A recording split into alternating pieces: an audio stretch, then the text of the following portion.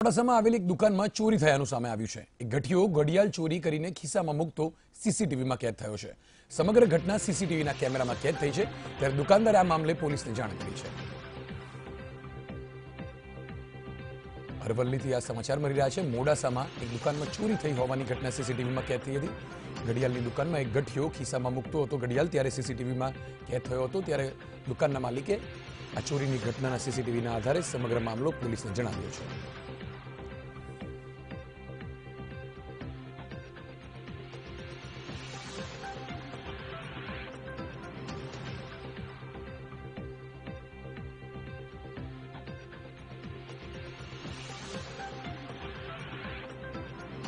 ત્યારે મોડાસાથી આ સમાચાર મળી રહ્યા છે, જે પ્રમાણે દુકાનમાંથી એક ગઠિયો ઘડિયાળમાં ચોરી કરતા પકડાયો છે। સીસીટીવીમાં સમગ્ર ઘટના કેદ થઈ છે। દુકાનમાં ઘડિયાળ લેવાના બહાને આવ્યો હતો અને ત્યારબાદ ખિસ્સામાં ઘડિયાળ મૂકતો સીસીટીવીમાં કેદ થયો હતો। ત્યારે દુકાન માલિકે આ સમગ્ર મામલે મોડાસા પોલીસને જાણ કરી છે।